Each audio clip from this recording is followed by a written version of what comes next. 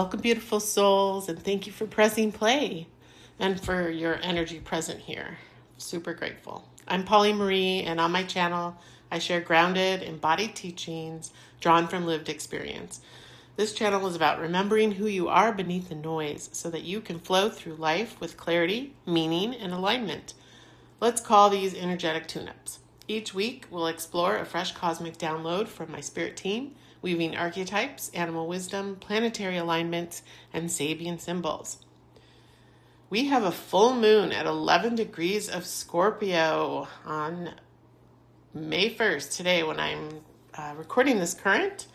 And this Scorpio energy carries an intense energy. It's an emotional sign.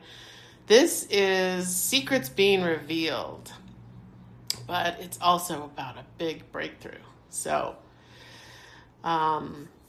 let's dive into it. These secrets may be especially centered around themes of imbalanced sexual relationships and money. Yep, we've been feeling that. I would also note that the sun is here in Taurus, and as an earth sign, it's working to bring the masculine energy that exists within the collective back into balance with this full moon energy, Scorpio. And this will happen through the frequencies of the moon and the sun together and their connection, and that connection then out with our natural world here on Earth. So the full moon, it illuminates that shadow aspect, right? And the shadow aspect is where we've been out of balance and emotionally positioning ourselves collectively around power, control, manipulation. But keep in mind, this happens within all channels of energy, all communities, whether they be spiritual, religious, government, corporate, private, all of it. It's all one collective rebalance. So no one is immune to the current. And now that the Aquarius shift has happened, more energy is shifting to the people, shifting to freedom, shifting to truth. It's important to point out that the things that seemingly are getting louder are doing so because they're in their dying phase. Yes, awesome. So this week's cosmic current is heavily influenced by this first full moon in Scorpio, since Uranus just moved into Gemini a few days ago, and that marked the last of the planets to move into their new signs, truly marking a completion of a cycle, a new beginning, a new paradigm, truly. And this Gemini loves change, so that's what's being supported here in the energy. So this Scorpion full moon, she's wanting us to explore our hidden emotions and face the shadow. We always do this. This is part of our life. This isn't unique. However, the configuration of all of this energy is unique, and it might be a little bit more intense. And there's a surprising twist. So we're going to dive deeper about what this means for this time, how to work with this energy for your highest good. So please stick around. The cosmic current this week is resistance that comes just before a breakthrough will be short term, and you will feel free, clear, and peaceful. I want to feel fully free, clear, and peaceful. How about you guys? So let's dive deeper into this energy. And to do so, we're first going to understand the Sabian symbol at 11 degrees of Scorpio, which is a drowning man rescued. Man here is being all of humanity. It's we've all probably at one point or another felt like we've been drowning.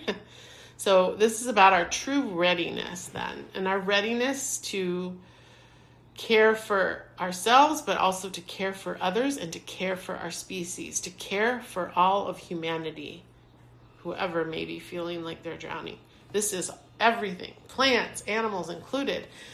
And this is about the one word kindness. This is the kind of kindness that's inherent within us as our default. It's not kindness like a doormat, but it's a deeper level of understanding that if people aren't being kind, it's because of their distortions and potentially what they have been through or their environment that has created some kind of suffering they're reacting to, right? Because at our highest spiritual wisdom, our default is kindness. It means that we're being aware of others' feelings about how what we do or say may affect them.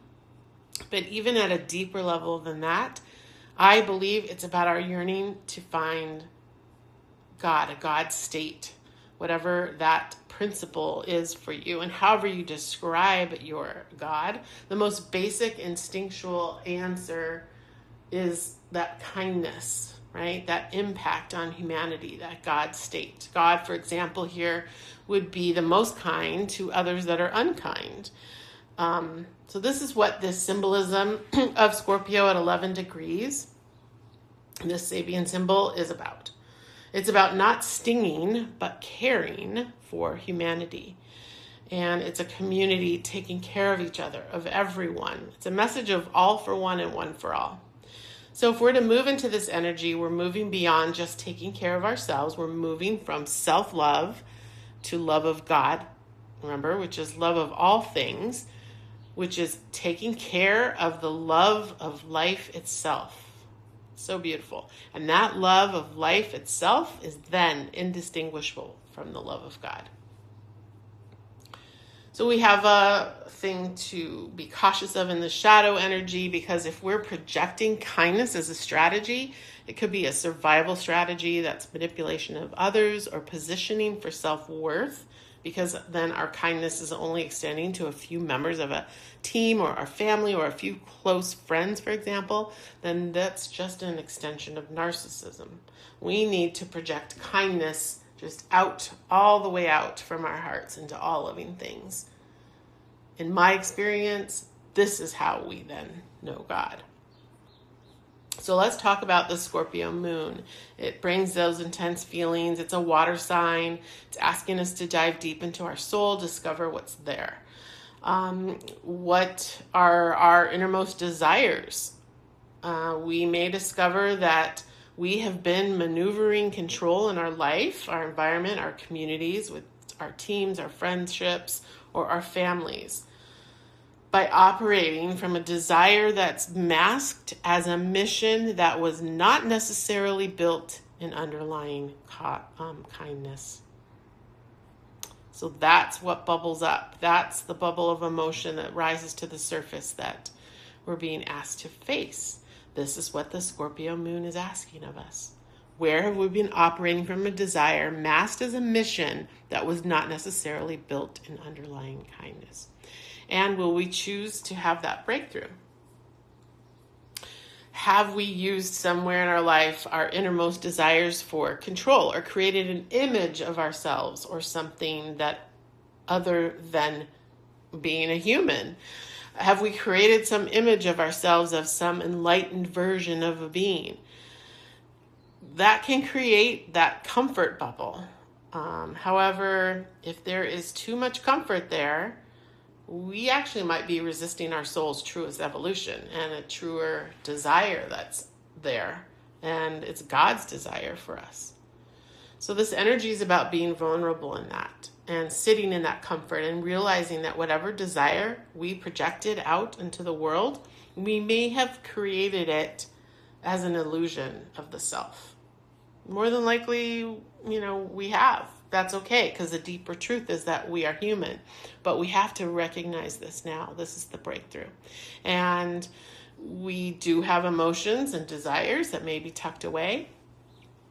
But the choice here that's being offered in the resistance is to expose this self-created illusion and to do so with love and kindness. We want to get at true intimacy with ourselves and with others, and that comes forward and can be present in our realities now, because ultimately we're being supported with that. All of the planets moving into those new astrological signs, we're collectively moving out of any of those secrets. Criminal masterminds, spiritual control, financial crimes, sexual secrets, you get the picture. So these things are being exposed, and that sun in Taurus is exposing that masculine energy being brought back into balance. It's all being brought back to nature, back to the natural world, the natural rhythms of things, back to our true purpose, back to our innate kindness as souls. So this feels like a movement into unity consciousness. Yeah, it feels like that intimacy that we crave in our beautiful lives here on Earth. So this intensity is going to expose and purify. It's because it's a frequency shift that's supported by Uranus. That's the planet of electricity as it enters its new sign. And it works through our neural pathways, our nervous system, our energy system, so that we can expand into purification, have wider perspectives, and polish the diamond of our heart and mind navigation. However, what becomes loud before it dies is that resistance that comes just before the breakthrough. But let's talk about it. It will be short term and you can feel free, clear, and peaceful. But how can it be short term? Well, this cosmic current is aligning here. It's aligning that Uranus entering Gemini. And that's about how we're positioning ourselves as this new species. And it's our readiness. It's our readiness now for unity consciousness. It's our readiness now to care for others and the planet. So there's a twist I mentioned. Are you ready to hear the twist? The intensity that comes just before the shift is your resistance before the breakthrough. It's your resistance. It's your own made resistance. Okay, so we can accept that. What's the advice here? Well, the advice isn't maybe what you think. It's not about just letting that go. Letting go is a myth. It's about staying with it, observing it, and being kind to yourself during this illumination of shadow. It's completing your own cycle under the surface, your own frequency shift. Remember, this is about that inner work and embodiment. So what is the resistance? Well, that is an individual exploration. But at the root, I believe, in my perspective, it's that yearning to find God. That whatever God is as a definition, whatever that means for you, whatever your definition of it is, that it's to break through resistance, to feel free, clear, and peaceful. And then that's how you know God. It's a yearning. It's that kindness to extend to all living things that we talked about. So we're back to our how. The question is how. And so that's what we're going to explore. And we have a tool that came through the energy that I hope, two tools that I hope will help deepen the understanding of this. And the first is the archetype of the tear. This is our mourning, the release or the rain. It's like tears are droplets of release that happen only after staying with the emotions, observing the feeling. So sometimes tears are necessary to move the energy toward greater intimacy and vulnerability. Some say that tears are so powerful in softening the ego that they open a portal to the unseen world. I love that.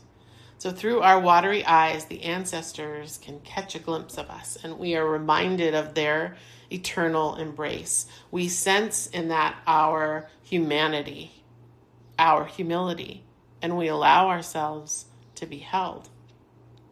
So when we're in the light aspect of this energy, we may feel a melancholy flowing through us. If we're in our shadow aspect, we will feel like we're drowning or surrounded by drama or lost in murkiness. So we're also exploring this energy of how we move beyond into that love of all things, including God, the love of life itself, through the archetype of the temple. This is our sanctuary, our shrine, our altar, and yes, our bodies. So we think of the temple, we envision this architectural structure in a far-off land. We're kind of quick to distance ourselves from this sacred place. We assume we must expend great effort to get to or travel to the temple. It's a distant ancient site. Yet the temple is a universal and omnipresent energy. It exists in the highest and lowest places, the richest and poorest places. It surrounds us right where we are. It's not somewhere we have to go. The temple, in this example, would be simply slowing the senses, closing your eyes, and traveling inward. So take a moment to do that. And when this archetype is present, it's a call to re-examine what you're paying homage to, what you may reject. So this is relating to how we break through that final resistance. We have to look at what we're worshiping. Is it our phone, our money, our material goods? We have to look at maybe what barriers we've drawn between ourselves and God, or between ourselves and the sacred. So what is that resistance that's right in front of you? What are the walls you're building within yourself?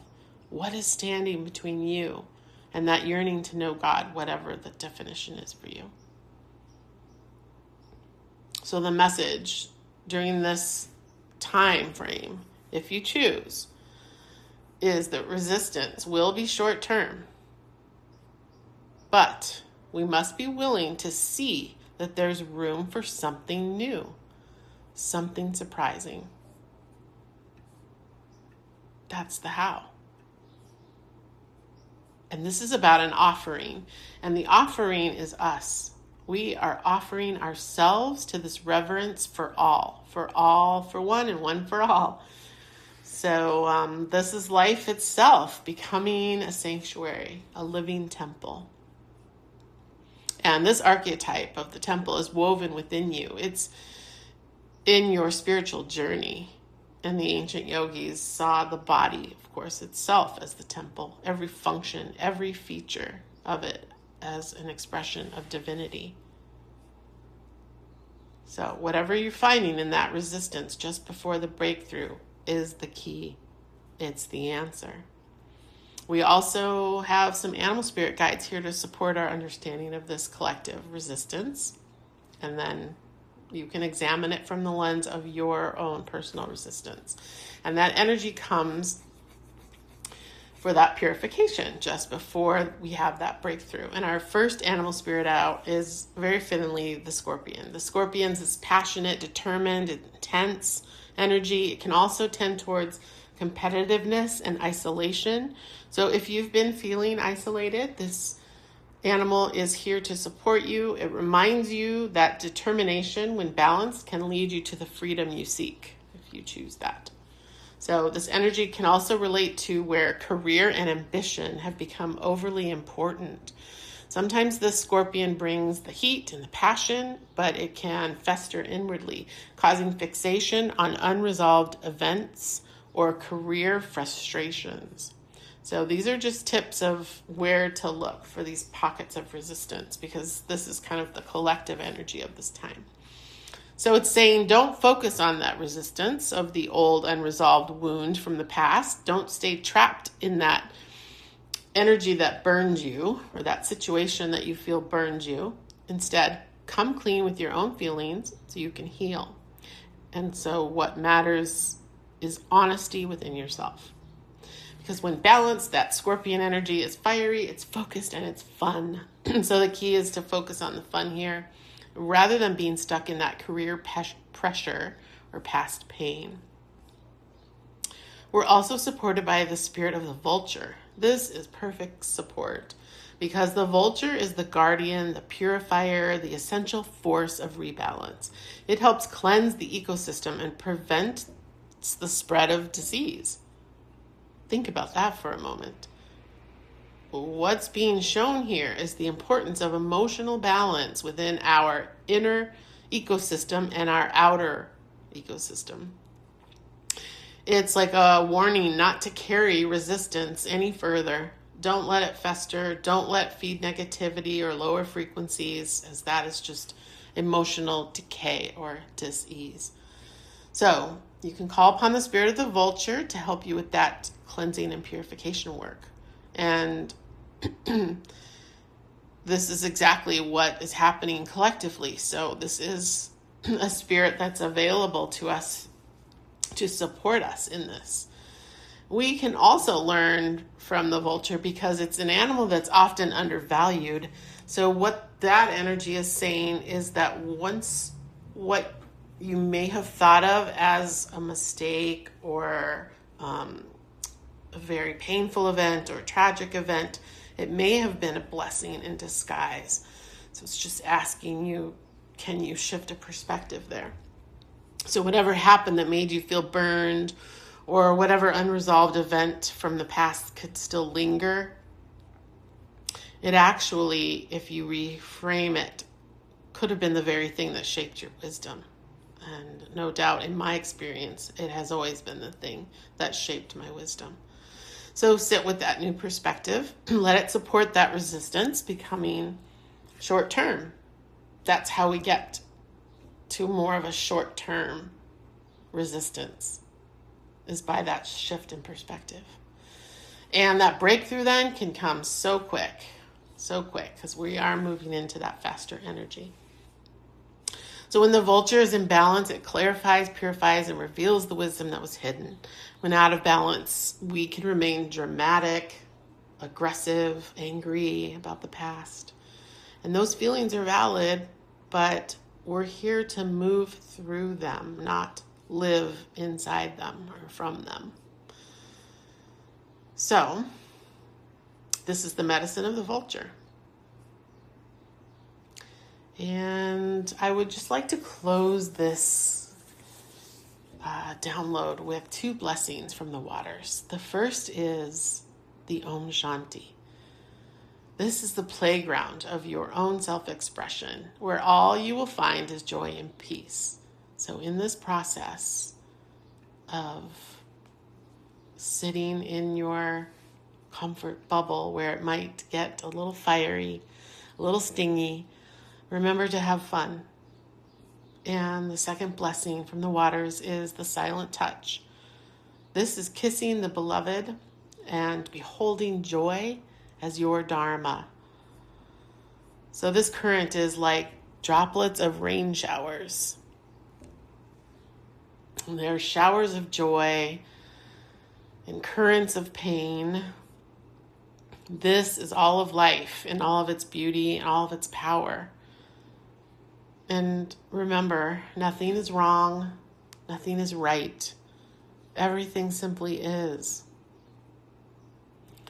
So today, don't plan, don't analyze, do not fear or doubt. Just allow yourself to get swept up in the energy, the beautiful radiance of being alive. So our Dharma, our unity consciousness, is about being kissed by this energy. It's about knowing the divine. And when we do that, we behold joy. So my hope is that this day and every day, you are free, clear, and forever at peace. Om Shanti.